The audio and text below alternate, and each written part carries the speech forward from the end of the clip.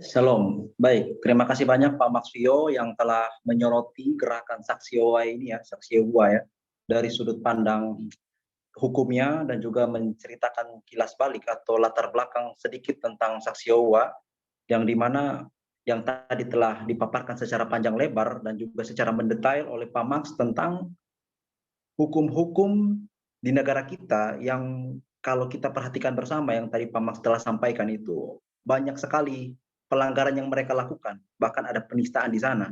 Dan tentunya tadi Pak Max sudah berbagi sedikit tentang bagaimana gerakan mereka tentunya di Indonesia dan terkhususnya di NTT.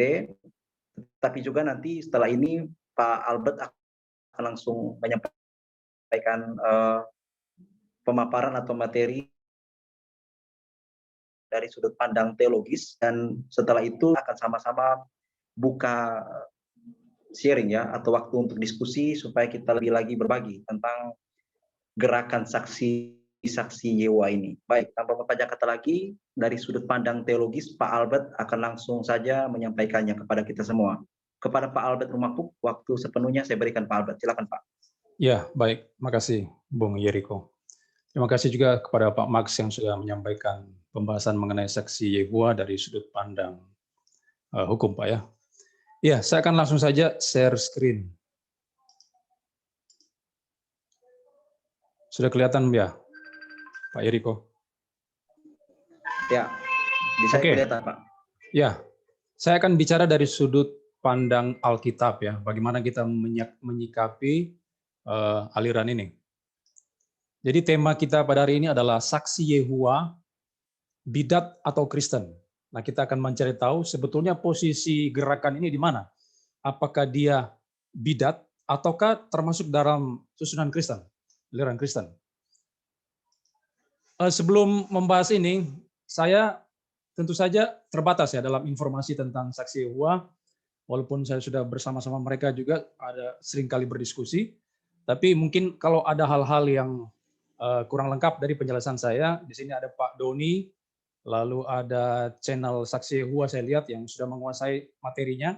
Mungkin ada hal-hal yang perlu dikoreksi, silakan memberikan tambahan, tidak masalah ya. Ya, di bagian pertama saya akan jelaskan bahwa saya sudah pernah bertemu dengan mereka. Jadi sekitar 8 Maret 2010 di Kota Palu itu diadakan sebuah seminar di gereja GKKA tempat saya bergereja ya. Menghadirkan pembicara dari Surabaya, yaitu Pendeta Budi Asali. Yang dibahas itu mengenai ajaran sesat. Bahas tentang Yesaya Pariaji, dari teori minyak urapannya itu, lalu kemudian saksi-saksi Yehuwa. Nah, sebelum acara seminar, saya berinisiatif untuk memberikan undangan ini kepada kelompok saksi Yehuwa, supaya mereka bisa datang ke dalam acara tersebut. Lalu saya bersama seorang teman mencari informasi di mana keberadaan mereka di kota tempat saya tinggal, di Kota Palu. Saya menemukan alamatnya, rumahnya di jalan ini, lalu saya pergi ke sana membawa undangan ini. Semoga mereka bisa datang ke dalam acara seminar tersebut. Nah, waktu saya sampai ke rumahnya, saya menyerahkan undangan tersebut dan meminta agar mereka bisa ikut acara seminar. Dan setelah saya menyampaikan undangan, kami sempat berdiskusi di situ tentang diri Kristus, menurut sudut pandang mereka seperti apa. Dan ketika acara seminar dimulai, memang mereka tidak mengikuti acara tersebut. Mereka tidak mau hadir di sana. Dan tidak masalah mereka tidak hadir, yang penting waktu itu, itulah saat pertama kali saya bertemu dengan kelompok saksi Yehuwa di Kota Palu, tempat saya tinggal, pada tahun 2010. Nah, setelah pertemuan pertama itu, rupanya mereka itu ngotot untuk bertemu pada kali-kali berikutnya. Mereka menghubungi saya via WA, memberikan saya undangan untuk bertemu berikutnya. Jadi kami janjian di satu tempat, lalu kami bertemu dan mendiskusikan topik-topik di dalam saksi Yehuwa. Nah, kelompok ini menurut saya adalah kelompok yang berbahaya. Kenapa berbahaya? Paling tidak ada beberapa hal. Yang pertama, mereka itu menggunakan Alkitab yang juga kita percayai sebagai firman Tuhan. Mereka punya Alkitab yang namanya New World Translation, kalau bahasa Inggris, kalau di dalam bahasa Indonesia disebut Terjemahan Dunia Baru. Ini buku Alkitabnya ini, Terjemahan Dunia Baru. Dan Alkitabnya itu mirip dengan kita. Ya, mereka mempercayai dari kitab Kejadian sampai Wahyu itu adalah firman Tuhan, firman Allah menurut mereka. Tetapi walaupun demikian, memang isinya berbeda dengan yang kita punya. Ada perbedaan di sana, nanti saya akan jelaskan di berikutnya. Nah, karena mereka punya kitab suci Alkitab yang mirip dengan kita, maka mereka ini orang yang berbahaya. Kenapa? Kalau kita sebagai jemaat yang tidak paham Alkitab dengan betul, nanti mereka akan bisa mempengaruhi kita lewat kitab suci mereka yang sudah penuh dengan editan itu. Ini yang pertama. Bahaya yang kedua adalah mereka sangat aktif di dalam mengabarkan Injil versinya mereka.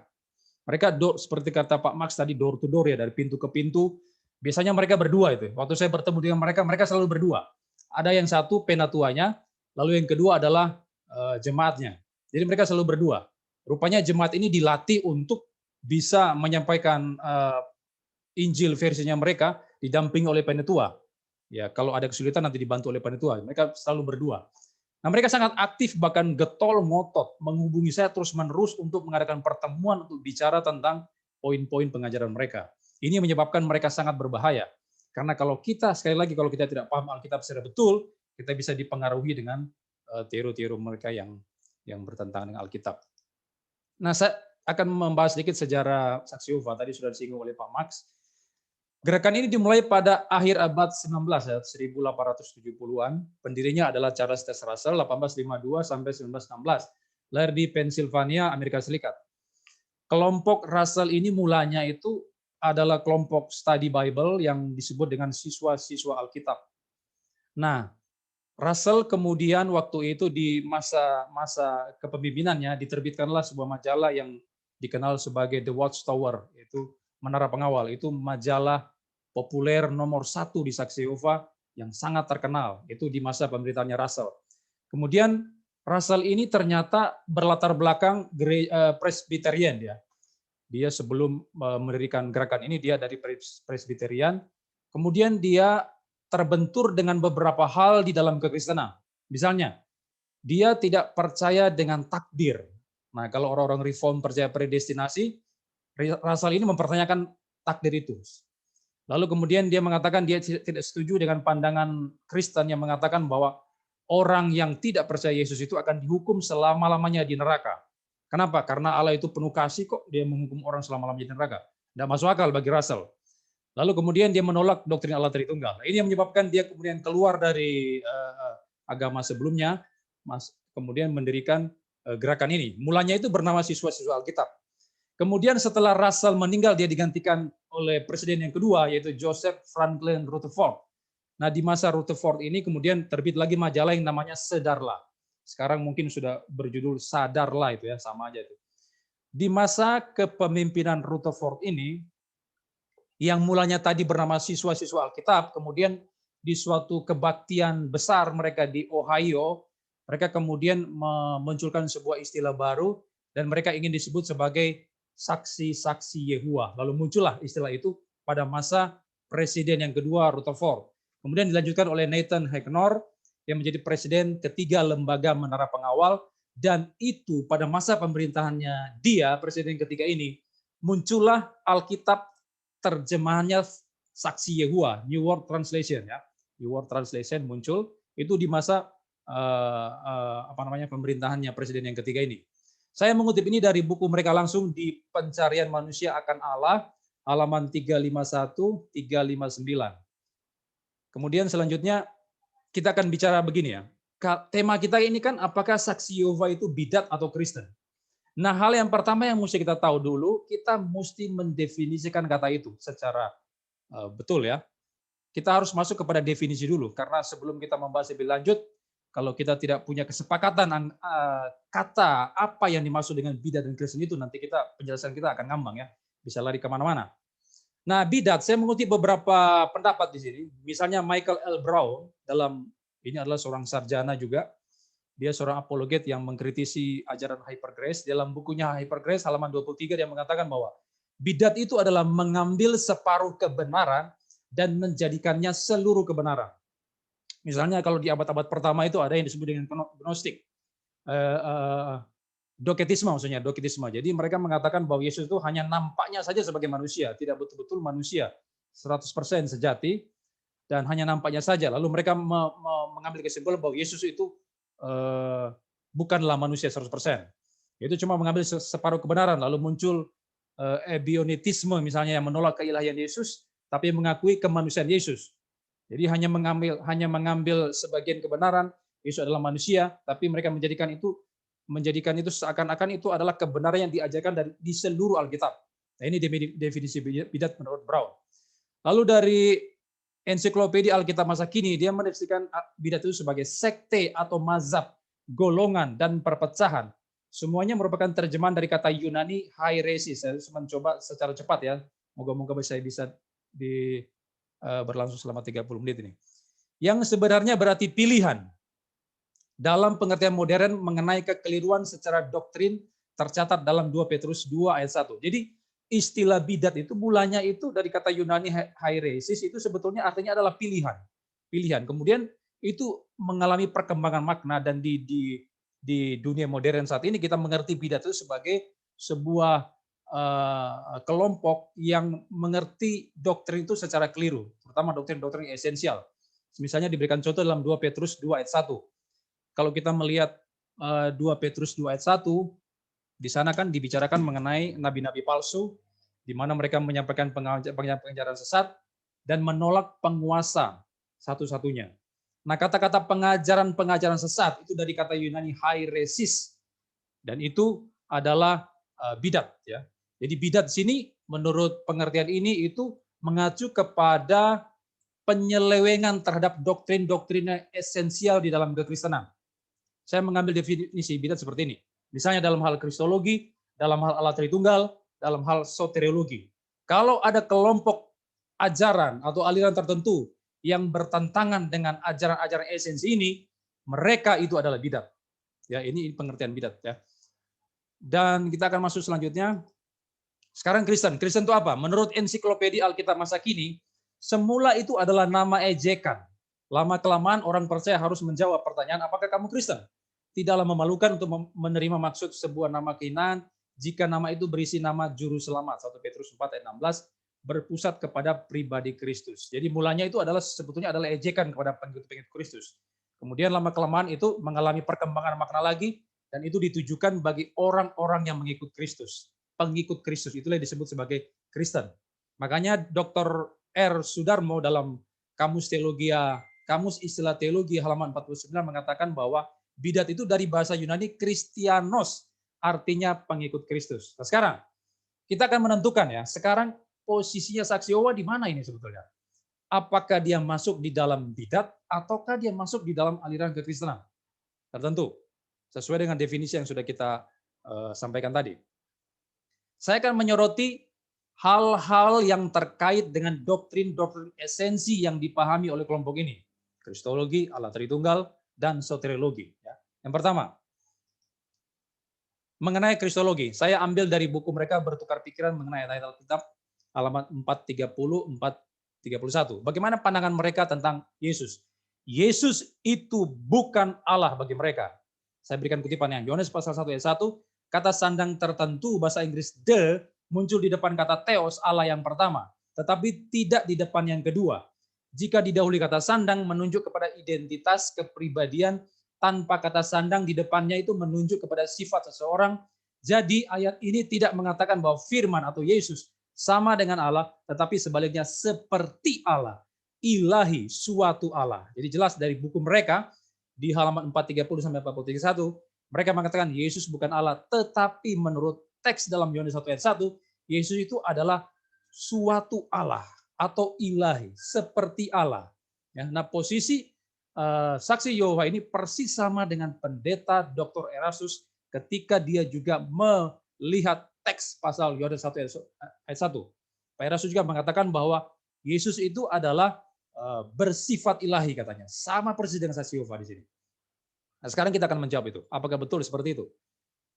Yang pertama kita harus melihat dulu ya. Yang dimaksudkan oleh saksi Yehova sana tadi ada dua kata Allah. Ada dua kata theos di sana. Theos yang pertama itu dari kata Yunani tonteon. Ini menggunakan definite artikel. Dan yang kedua itu kata theos yang kedua tidak punya artikel. Artikel itu kata sandang tertentu. Maka kalau kata Allah yang tidak punya kata sandang tertentu, berarti dia itu suatu ilahi, bersifat ilahi. Hanya ilahi saja yang bukan Allah 100%. Makanya saksi Yehova tidak heran menganggap bahwa Yesus itu adalah Allah kecil, Allah minor. Nah, sama persis dengan Dr. Erastus Sabdono dalam hal ini juga. Nah, apakah benar demikian? Kalau kita melihat konteks Yohanes pasal 1 ayat 1, sebetulnya menjawab ini gampang sekali. Kita lihat konteksnya saja, apakah betul kata theos tanpa definite artikel itu menunjukkan bersifat ilahi? Apakah betul demikian? Kita lihat ya, ayat yang ke-6. Yohanes pasal 1 ayat yang ke-6. Tunggu saya buka dulu ya. Yohanes pasal 1 ayatnya yang ke-6. Di situ dikatakan datanglah seorang yang diutus Allah, namanya Yohanes. Kata Allah itu ya dari kata Yunani teu. Dan itu tanpa artikel ya. Lalu itu merujuk pada Allah yang sejati, sama dengan saksi Yehova. Kalau saya melihat di buku di Alkitab mereka TDB, terjemahan dunia baru, mereka memberikan kata Allah itu dalam huruf kapital. A itu huruf besar pertama. Jadi mereka mengakui bahwa kata Allah di ayat yang ke-6 itu adalah Allah yang sejati, bukan Allah kecil, bukan suatu Allah. Tetapi kata Allah di sana tidak menggunakan artikel di sana. Ya. Jadi itu sudah membantah posisi mereka yang mengatakan bahwa kalau tidak pakai artikel itu bukan Allah sejati, bersifat ilahi. Nah, mengapa mereka tidak konsisten dalam hal ini? Dalam ayat 6, 12, 13, semua kata Allah di dalam 3 ayat itu tidak menggunakan artikel. Dan di terjemahan dunia baru, mereka memberikan kata itu di huruf A, huruf besar pertama. Dan itu bagi mereka itu menunjuk pada Allah yang sejati, Allah yang sepenuhnya, bukan suatu ilahi. Nah, mengapa mereka tidak menerjemahkan itu sebagai suatu ilah, suatu ilahi, bersifat ilahi, seperti dalam Yohanes 1 ayat 1. Karena mereka berargumentasi, kalau tanpa artikel berarti itu suatu ilahi. Mengapa mereka tidak melakukan hal itu dalam ketiga ayat tersebut? Nah, di sini saya melihat ketidakkonsistenan daripada terjemahan dunia baru miliknya saksi-saksi Yehova. Nah, kemudian yang kedua, apakah betul kalau tanpa artikel itu berarti sang firman atau logos yang dibicarakan Yohanes 1 ayat 1 itu berarti dia bukan Allah sejati, hanya bersifat ilahi? Tidak, tentunya tidak seperti itu. Karena ada banyak teks di dalam Alkitab, 7 atau 8 ayat, yang mencatat, yang membicarakan Yesus itu sebagai Allah, dan di sana digunakan definite artikel di sana. Misalnya Yohanes 20 ayat 28, Ibrahim 1:8, Titus 2:13, Wahyu 1 ayat 8. Semua teks itu menggunakan kata sandang tertentu. Kata sandang ho misalnya dalam Ibrahim 1 ayat 8, kata sandang dan yang lain-lain ya. Di dalam semua teks itu menggunakan definite artikel. Nah, kalau demikian berarti Yesus Allah dong kalau begitu, bukan suatu Allah, karena penuh artikel. Tapi saksi Yehova tidak kalah jago ya. Mereka menafsirkan semua ayat-ayat itu disimpangkan, seakan-akan itu bukan menunjuk kepada Yesus, tapi menunjuk kepada Yahweh. Lagi-lagi itu penafsiran yang kacau menurut saya. Dan di samping itu, kalau kata theos yang terakhir yang menunjuk pada sang logos, menunjuk pada Yesus di prainkarnasi, harus diartikan bersifat ilahi, itu akan menentang konteks. Konteks yang pertama mengatakan pada mulanya adalah firman. Kata adalah menurut beberapa pakar Yunani, kata adalah itu menunjuk sebuah eksistensi yang kekal di masa lampau. Jadi sang firman itu sudah bereksistensi. Bukan nanti hadir pada waktu jadi manusia, jadi orang di bumi, tidak. Tapi sejak kekekalan masa lampau, dia sudah ada, dia sudah eksis. Dan hanya satu pribadi yang bisa eksis di kekekalan lampau adalah Allah. Kalau Yesus adalah makhluk ciptaan, menurut saksi Yehova, lah buktinya dia eksis kok, dia sudah ada di binus kekal, lampau tak terhingga. Lalu yang kedua, konteks yang kedua dikatakan di ayat yang ketiga, Yesus dikatakan pencipta segala sesuatu. Siapa pribadi yang bisa melakukan itu? Hanya Allah. Yesaya 44 mengatakan, hanya Yahweh seorang diri yang mencipta, yang membentangkan langit. Cuman Yahweh seorang diri. Fakta Yesus mencipta segala sesuatu, berarti Yesus adalah Yahweh itu sendiri. Dan itu tidak memungkinkan, makanya kita tidak memungkinkan kalau kita memahami kata theos di frasa yang terakhir Yohanes 1 ayat 1, itu berarti bersifat ilahi. Itu menentang konteks dan gramatika Yunani. Lalu berikutnya, saksi Yehova mengatakan bahwa Yesus itu adalah ciptaan yang pertama. Kalau tadi dia mengatakan saksi Yehova itu suatu ilahi, maka ini dia mengatakan Yesus adalah ciptaan pertama, makhluk ciptaan pertama. Dari buku Traktat Kabar Baik dari Allah, halaman 8 dikatakan, ia adalah ciptaan Allah yang pertama. Tidak seperti manusia lain, Yesus hidup di surga sebagai makhluk roh. Sebelum dilahirkan di bumi, Yohanes 8:23, ia tidak dilahirkan oleh seorang wanita di surga. Ia diciptakan langsung oleh Bapa surgawinya, Yehua. Jadi ini posisi saksi Yehova memandang Yesus. Yesus adalah ciptaan pertama bagi mereka. Sebagai apa? Sebagai makhluk roh. Makhluk roh ini siapa? Malaikat. Malaikat ini siapa? Mikael. Jadi Yesus adalah ciptaan pertama, yaitu malaikat yang bernama Mikael sebelum dia menjadi orang ya, di dunia. Ini posisi daripada saksi Yehova.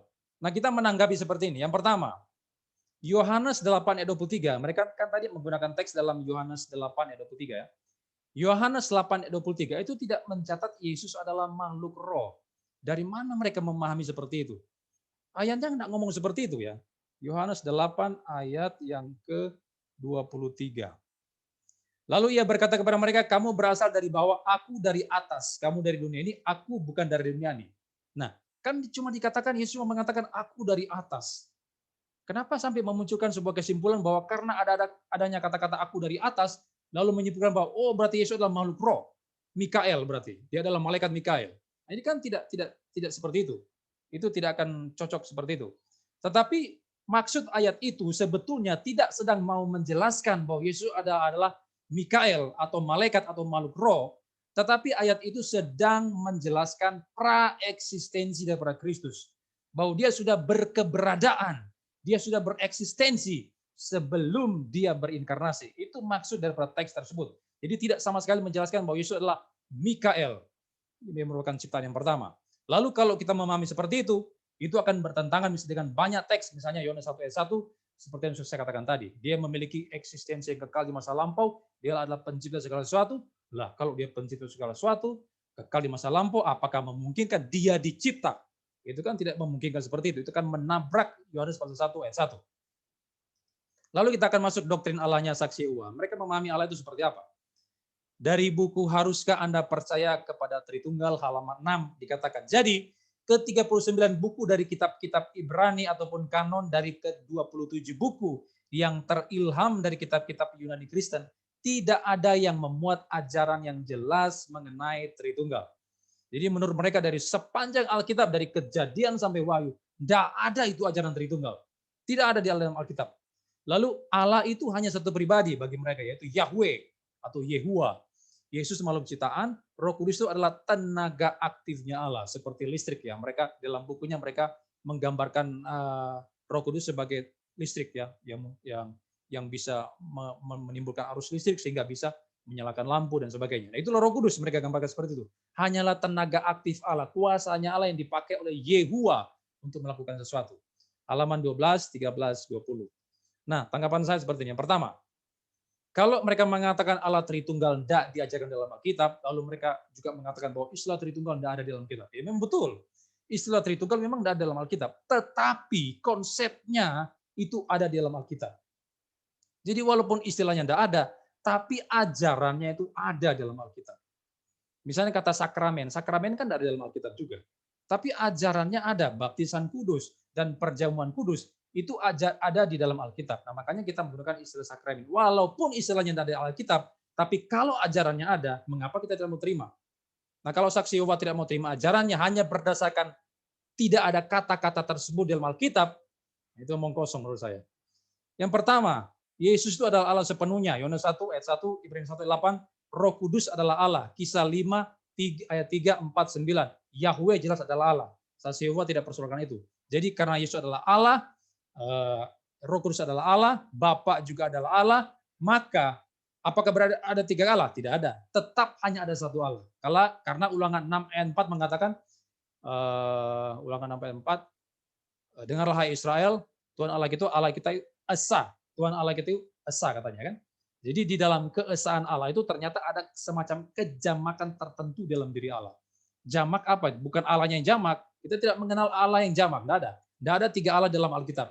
Hanya ada satu Allah, Ulangan 6 ayat 4. Tapi yang jamak itu apa? Pribadinya yang jamak. Misalnya, waktu Yesus mengutus Roh Kudus, Bapa mengutus Roh Kudus, ya. Berarti di sana ada satu pribadi yang mengutus pribadi yang lain. Roh Kudus kalau bukan seorang pribadi tidak bisa diutus, ya. Dia adalah seorang pribadi, makanya dia bisa diutus. Dia adalah penolong yang lain yang diminta oleh Yesus dari Bapa untuk diutus menyertai kita selama-lamanya. Adanya Bapa yang mengutus Roh Kudus, Anak mengutus Roh Kudus, lalu Bapa misalnya berbicara kepada Anak dalam Ibrani 1 ayat 8, tahtamu ya Allah. Dia bicara kepada Anak di sana. Lalu Roh Kudus juga berdoa bagi kita kepada Allah, ya, dalam kitab Roma itu. Nah, adanya saling komunikasi, adanya pengutusan, adanya saling mengasihi. Dalam Yohanes dikatakan bahwa Bapak itu sudah mengasihi anak atau anak mengasihi Bapak sejak kekalan yang masa silam. Jadi saling mengasihi, mengutus, lalu berbicara, itu adalah tindakan pribadi yang hanya bisa dilakukan oleh pribadi-pribadi. Maka kita menyimpulkan bahwa Allah yang benar yang dipercaya dalam Alkitab adalah Allah yang esa di dalam tiga pribadi. Jadi omong kosong kalau saksi Yehova mengatakan tidak ada ajaran Tritunggal dalam Alkitab. Jelas ajarannya ada di dalam Alkitab ya. Lalu posisi soteriologi saksi Yehova itu seperti apa? Ini doktrin tentang keselamatan. Saya mengutip dari buku Saudara Dapat Hidup Kekal dalam Firdaus di Bumi. Menurut saksi Yehova, yang selamat nanti itu hanya 144.000 orang. Yang masuk surga itu cuma 144.000 orang. Ya, saya kutipkan pandangan mereka.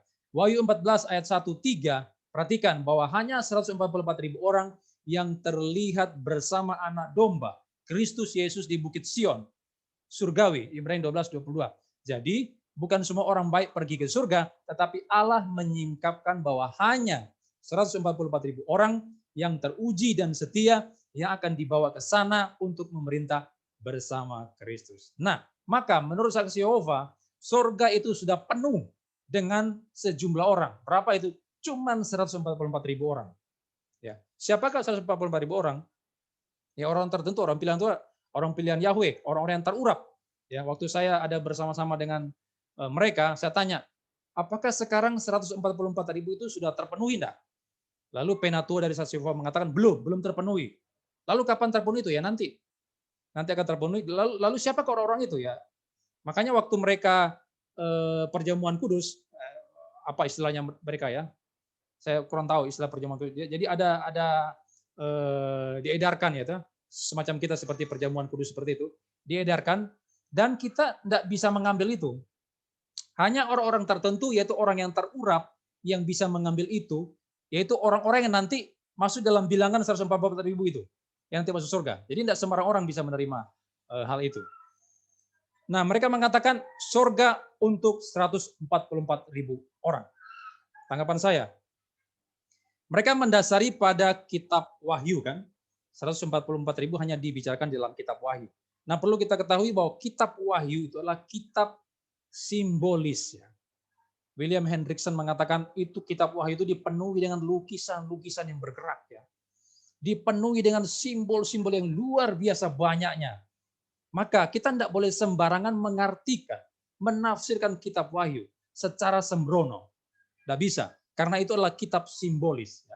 Saya tadi diberitahu oleh Pak Soli, ada live daripada Pak Stephen Liao di YouTube-nya dia, dan dia memahami 144.000 ini secara literal, hurufiah. Betul-betul jumlahnya demikian menurut Pak Stephen Liao di sana. Nah, kita tidak boleh sembarangan menafsirkan seperti itu. Sekali lagi, kitab Wahyu adalah kitab yang dipenuhi dengan simbol. Misalnya, ada istilah anak domba. Kalau Pak Stephen Liao mengatakan, oh enggak simbol lah, literal lah. Dia memberikan contoh, misalnya Yesus dijual dengan 30 keping perak. Lah, 30 keping perak itu kan literal. Masa kita mau simbolkan? Pak Liao tadi mengatakan demikian. Ya betul. 30 keping perak itu literal. Tapi itu di dalam kitab yang lain dong. Bukan di Wahyu. Nah, kalau kita masuk di Wahyu, itu dipenuhi dengan simbol-simbol. Misalnya, ada kata anak domba di sana, di dalam teks tersebut. Nah, kalau kita mau literalkan kata anak domba itu, bisa enggak? Berarti nanti kita akan menyembah anak domba di surga. Di kitab Wahyu mengatakan akan ada penyembahan kepada anak domba Allah. Loh, berarti kita menyembah anak domba dong, kalau mau diliteralkan. Anak domba yang mana itu? Yang ada di surga itu. Kok kita menyembah anak domba, kita menyembah binatang itu seperti apa?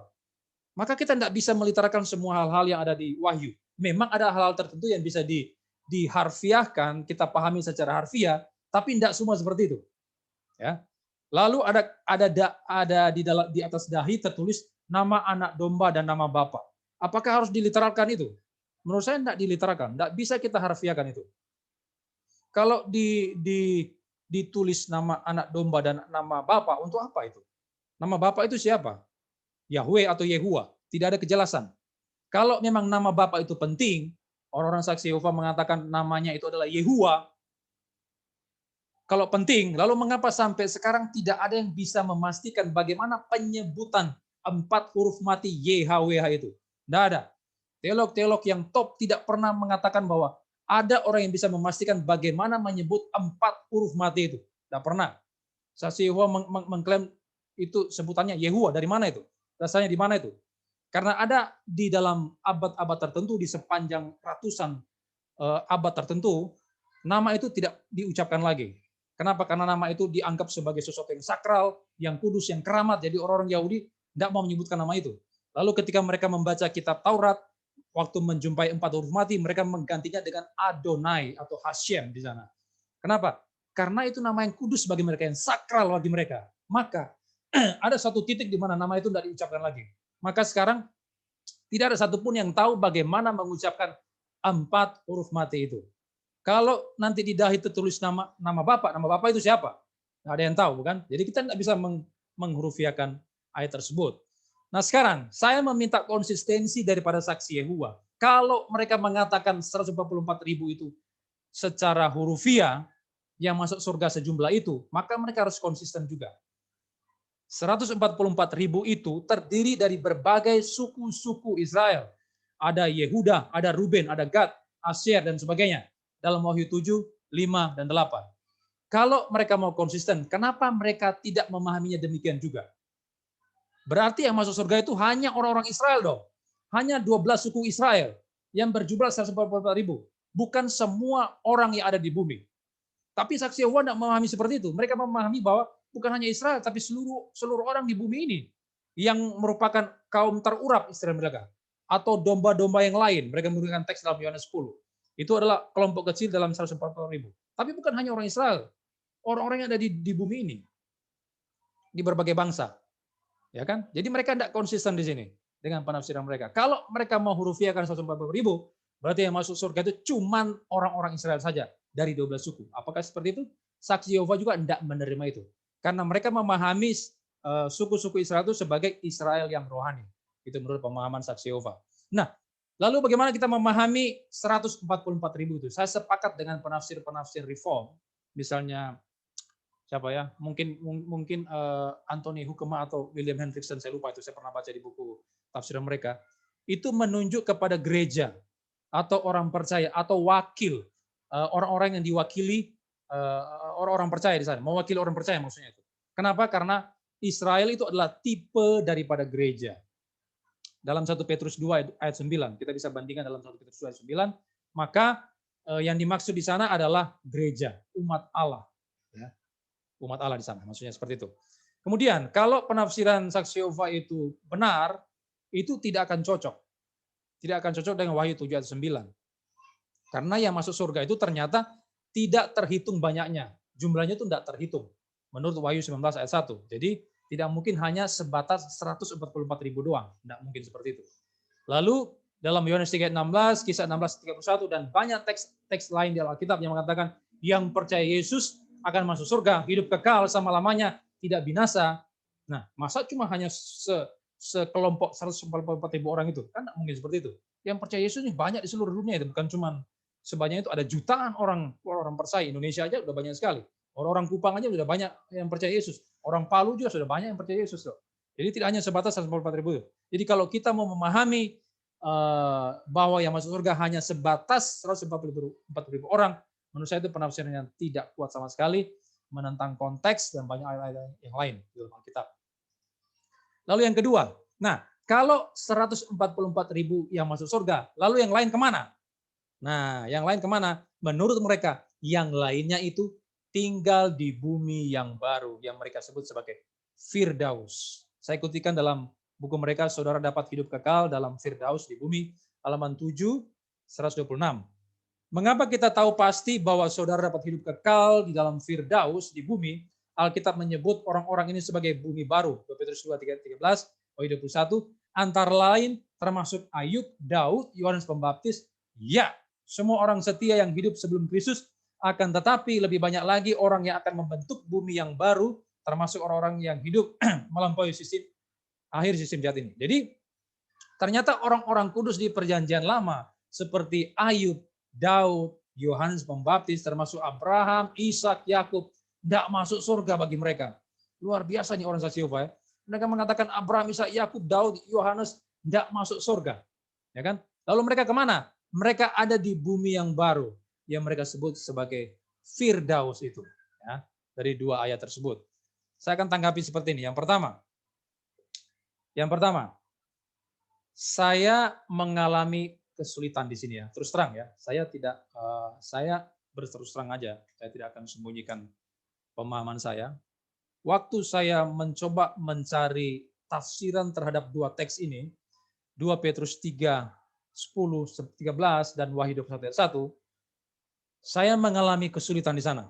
Terus terang ya, saya mengalami kesulitan di sini, dan karena itu saya kemudian mencari referensi dari berbagai buku-buku teologi yang saya punya. Saya mempunyai beberapa buku tafsiran, dan yang paling banyak saya miliki adalah tafsiran kitab Wahyu. Ada banyak sekali tafsiran kitab Wahyu yang saya miliki. Dari William Hendriksen, Anthony Hoekema,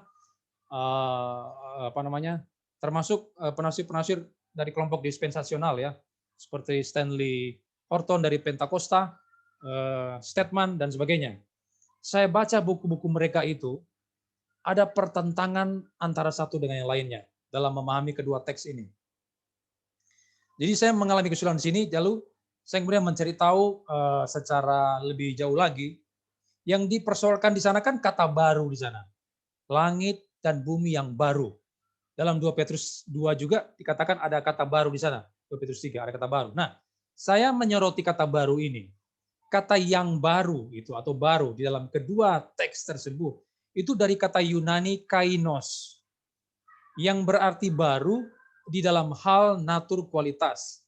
Jadi ada dua pandangan di sana. Apakah langit bumi dan baru itu dimusnahkan secara total di sana, habis ludes, lalu digantikan dengan langit bumi yang baru yang berbeda dengan sebelumnya, ataukah pandangan kedua langit dan bumi dan baru itu tidak musnah total, hanya direnovasi atau ditransformasi, tetap menuju pada tempat yang sama tapi direnovasi atau ditransformasi.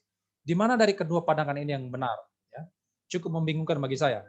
Tapi saya menyoroti kata baru di sana dari kata Yunani kainos yang berarti baru di dalam hal natur atau kualitas. Jadi kata yang dipakai dalam kedua teks itu adalah kainos, bukan neos. Kalau neos itu berarti memiliki arti yang baru dalam hal waktu. Sesuatu yang lama habis, ludes, lenyap, lalu diganti dengan yang baru. Ya, dalam hal waktu itu betul-betul baru. Nah, di dalam kedua teks itu 2 Petrus 3 dan Wahyu 21 ayat 1 tidak menggunakan kata neos di sana, tapi menggunakan kata kainos. Maka saya menyimpulkan bahwa langit bumi baru itu tidak dimusnahkan secara total, dihancur lebutkan, hilang total sama sekali, tidak. Tapi langit bumi yang lama kemudian dibaharui atau direnovasi atau ditransformasi menjadi langit bumi yang baru yang penuh dengan kemuliaan, tidak ada onak duri di sana, sakit penyakit, kesengsaraan, tapi semua hidup di dalam dipenuhi dengan kemuliaan Allah di sana. Saya memahami seperti itu dan saya setuju dengan posisi daripada Anthony Hoekema dalam bukunya Alkitab dan Akhir Zaman, halaman 379. Nah, kalau begitu, apakah saksi Yehova betul? Karena mereka mengatakan nanti ada bumi yang baru yang mereka sebut sebagai Firdaus. Kalau begitu, apakah saksi Yehova betul? Tidak betul. Tetap saksi Yehova salah. Walaupun saya setuju nanti akan ada bumi baru yang dibaharui, yang ditransformasi, tapi saya tidak sependapat dengan saksi Yehova dalam hal ini. Kenapa? Karena mereka membedakan antara sorga dengan langit baru dan bumi yang baru. Itu dua tempat yang terpisah bagi mereka. Sorga hanya dipenuhi dengan 144.000, lalu bumi baru atau Firdaus baru itu adalah posisi tempat yang berbeda yang dipenuhi dengan orang-orang yang lain selain 144.000 itu. Abraham, Ishak, Yakub, Ayub, Daud, dan sebagainya, dan sebagainya. Mereka memisahkan kedua hal itu. Tapi menurut saya, kalau kita memperhatikan, ya, saya baca beberapa buku tafsiran ya, ini bukan pandangan saya pribadi, tidak. Misalnya kalau kita melihat Wahyu pasal 21, di ayat yang pertama, itu kan ada langit dan bumi yang baru. Lalu ayat yang kedua dikatakan, kemudian Yerusalem baru turun dari surga. Nah, ini ada berbagai macam tafsiran juga yang membingungkan saya. Tapi saya setuju dengan posisi bahwa Yerusalem baru itu berbicara tentang gereja Tuhan atau umat Allah, orang-orang pilihan Allah yang turun dari surga ya ke bumi yang baru ayat 3. Lalu kemudian tinggal bersama Allah, kemudian tinggal bersama umatnya. Karena di ayat itu kan mengatakan tahta Allah ada di sana, di tengah-tengah umatnya, lalu Allah akan diam di sana selama-lamanya bersama umatnya. Jadi surga dan bumi itu tidak terpisah lagi ya menurut wahyu tersebut. Langit dan bumi tidak berpisah lagi menjadi satu, termasuk bumi dan surga itu sudah tidak terpisah lagi menjadi menyatu. Menurut saya seperti itu ya. Saya setuju dengan tafsiran seperti itu oleh para teolog-teolog. Jadi posisi saksi Yehova tidak betul yang mengatakan bahwa nanti hanya 144.000 orang di surga, lalu yang lainnya tinggal di bumi yang sementara, bumi yang dibaharui, yang mereka sebut sebagai Firdaus. Menurut saya tidak benar, apalagi mengatakan bahwa Abraham, Ishak, Yakub, Daud, Yohanes Pembaptis tidak masuk surga. Mereka masuk di dalam bumi yang baru yang disempurnakan. Saya tidak sependapat dengan itu. Kemudian kita akan melihat selanjutnya. Kalau begitu, syarat keselamatan menurut saksi Yehova itu seperti apa? Menurut mereka memang percaya pada penebusan Kristus, percaya pada kematian Yesus untuk dosa, tapi itu tidak cukup sebetulnya bagi mereka. Karena ada syarat-syarat yang lain yang harus dipenuhi. Pertama, ini saya kutip dari buku Saudara Dapat Hidup Kekal dalam Firdaus di Bumi. Yang pertama, itu harus memiliki pengetahuan yang benar tentang Allah. Misalnya, Allah itu kan cuma satu pribadi. Lalu Yesus itu hanya utusannya Allah. Yohanes 17 ayat 3. Yesus adalah malaikat Allah, ciptaan pertama dari Allah. Nah, kita harus memahami seperti itu. Kalau kita tidak memahami seperti itu, jangan berharap kalian akan masuk bukan masuk surga. Jangan berharap saudara akan hidup selamanya di bumi yang baru. Ini bukan syarat untuk masuk surga, tidak ya. Syarat untuk hidup di bumi yang baru, di Firdaus itu. Ini syarat-syaratnya. Kalau saudara tidak memahami Allah seperti itu, saudara tidak akan masuk di bumi yang baru, yang yaitu Firdaus. Yang kedua, kita mesti punya tingkah laku yang benar. Di halaman 129 sampai 132. Misalnya, kita harus punya satu istri, satu suami, tidak boleh berzina, homoseksual, mabuk. Nah, siapa di sini yang suka mabuk ya? Pak Arianto masih suka mabuk atau tidak ya? Om Beno masih suka mabuk, pandai ini. Ya, kita tidak boleh mabuk ya. Kalau orang masih suka mabuk, nah, jangan berharap kita akan tinggal di dalam Firdaus atau bumi yang disempurnakan. Narkotika, berdosa, mencuri. Jadi mereka menekankan pada hidup yang kudus, tingkah laku yang benar untuk bisa tinggal di bumi Firdaus itu. Ya. Yang ketiga, memiliki loyalitas terhadap kerajaan Allah. Ya. Memiliki loyalitas menjadi juru bicara dan pemberita yang loyal tentang kerajaan Allah. Itu ada di halaman 133. Jadi maksudnya mereka itu diharuskan untuk apa? Mengabarkan ajaran mereka. Menjadi juru bicara, pemberita-pemberita ajaran mereka. Pemberita-pemberita Injil versinya mereka. Makanya, kenapa kita melihat saksi Yehova itu begitu ngotot, luar biasa untuk memberitakan ajaran mereka. Door to door, dari pintu ke pintu. Menghubungi saya, selalu meng-WA saya. Ayo kapan lagi kita ketemuan ya? Ya karena ini masa COVID, kami tidak bertemu lagi ya. Karena COVID, tapi sebelum COVID, luar biasa mereka selalu menteror saya dengan mengajak saya untuk bertemu di mana, ayo kita diskusi. Mereka mau melakukan itu. Kenapa? Karena mereka mempunyai tujuan. Mereka harus mempunyai goal di sana. Untuk apa? Untuk berharap bisa masuk di bumi yang baru itu. Di dalam Firdaus. Jadi ini syarat keselamatan bagi mereka. Tidak cukup hanya percaya Yesus, penebusan Yesus dan sebagainya, tapi harus memiliki pengetahuan yang benar tentang Allah, punya tingkah laku yang bersih, yang benar, lalu loyal terhadap kerajaan Allah, mesti loyal terhadap lembaga menara pengawal, lalu menjadi juru bicara di sana, yang sangat ditekan oleh mereka, dan karena itu mereka akan masuk di dalam bumi yang baru. Tanggapan saya, tadi bicara mengenai, ya tadi peringatkan harus mengatakan harus mempunyai pengetahuan yang benar tentang Allah. Kita harus mempunyai pengetahuan yang benar tentang doktrin proper, doktrin Allah yang benar. Menurut mereka hanya satu pribadi yaitu Yahweh. Saya sudah katakan tadi ya, ada 3 pribadi Allah. Kita tidak mempercayai 3 Allah, tapi 3 pribadi dalam satu Allah. Allah memang esa, tapi dalam keesaan itu terdapat kejamakan tertentu, yaitu jamak pribadi di sana. Bisa berbicara, bisa mengutus, bisa mengasihi, dan sebagainya.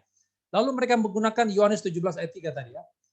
Nah, untuk mengatakan bahwa hanya ada satu pribadi, yaitu Bapa, Yahweh, Yesus cuma utusan. Nah, perlu diketahui bahwa teks itu dan di teks-teks lain, misalnya Ulangan 6 ayat 4, dalam Korintus juga, itu bukan untuk menentang doktrin Allah Tritunggal. Tidak seperti itu. Tapi ayat-ayat itu sedang menentang politeisme. Kenapa? Karena di sana pada waktu itu orang Israel hanyalah satu-satunya bangsa yang monoteisme, mutlak. Di sekitar mereka, di sekeliling mereka itu dipenuhi dengan penyembahan-penyembahan berhala, politeisme. Dan karena itu teks-teks yang mencatat Allah itu esa, Allah itu esa, itu tidak sedang menentang doktrin Allah Tritunggal, tapi sedang menentang politeisme di sekitar mereka. Yesus juga bukan hanya Bapa disebut sebagai Allah yang benar dalam Yohanes 17:3, tapi kalau kita melihat 1 Yohanes 5:20, Yesus juga disebut sebagai Allah yang benar dan hidup yang kekal. Jadi bukan cuma Bapa tok. Ya. Lalu yang kedua, mereka mengatakan menekankan hidup kudus. Ya, tidak boleh zina segala macam, tidak boleh, harus kudus, harus benar di hadapan Tuhan. Nah, lalu mereka mengatakan itu punya andil untuk bisa diselamatkan. Itu menentang Efesus 2 ayat 8, 9, Galatia 2:16, dalam kitab Roma dan sebagainya, bahwa perbuatan baik itu tidak punya andil sama sekali untuk diselamatkan. Ya, untuk masuk surga, tidak punya andil sama sekali. Kita hanya diselamatkan oleh karena anugerah Allah, kasih karunia Allah melalui iman kepada Tuhan Yesus Kristus. Yang ketiga, mereka kan menekankan PI di sana, ya, menekankan pemberitaan versi mereka yang begitu ngotot supaya masuk di dalam bumi yang baru. Nah, PI itu, penginjilan itu, memang waktu Yesus sebelum dia naik ke surga, dia menyampaikan suatu pesan terakhir bahwa pergi ke seluruh bangsa, beritakan Injil pada seluruh bangsa. Itu bukan syarat untuk masuk surga. Yesus tidak pernah menyampaikan itu supaya para murid-muridnya masuk surga. Tidak. Tapi itu adalah bukti kasih. Alkitab mengatakan, toh, kalau kita mengasihi Allah, maka kita akan turuti perintah-perintahnya. Jadi kalau kita PI, kita hidup benar, hidup kudus, bukan supaya masuk surga, tidak. Tapi karena itu adalah bukti kasih kita kepada Allah. Ya. Sorry ya, saya sudah terlalu lama mungkin ya. Saya akan akhiri sampai sini. Jadi intinya nanti di closing statement saya akan memberikan kesimpulan lebih jauh, akan menyimpulkan seluruh diskusi kita juga nanti. Jadi intinya kesimpulan saya adalah karena saksi Yehova itu sedang menentang doktrin-doktrin esensial di dalam Alkitab, yaitu soteriologi, Allah Tritunggal, dan apa tadi satu lagi, keselamatan, ya. Maka saya bisa menyimpulkan bahwa saksi Yehova itu bidat. Jadi bukan hanya sekedar mereka bermasalah di doktrin yang primer, misalnya kalau berbeda masalah predestinasi, ada yang mengatakan double predestinasi, ada yang mengatakan single predestinasi, tidak masalah bagi kita, tidak masalah. Tapi kalau mengacu pada doktrin-doktrin yang utama, yang esensi, yang primer, bertentangan dengan itu, maka mereka pasti bidat. Dan saksi Yehova masuk di dalam kategori ini menurut saya. Oke, demikian Bro Yeriko. Terima kasih. Baik, terima kasih banyak kepada narasumber kita yang kedua, Pak Albert Rumapuk, yang telah menjelaskan, ya, menyoroti gerakan saksi-saksi Yehova ini dari sudut pandang teologis, dan tentunya dari penyampaian dan pemaparan dari Pak Albert Rumapuk, kita sama-sama juga bisa menyimpulkan bahwa gerakan ini adalah gerakan yang sangat sesat, di mana mereka mengakui diri mereka bagian dari Kristen, tetapi tentu apa yang mereka ajarkan, apa yang mereka tentunya sangat berbeda jauh dengan apa yang selama ini kita percayai.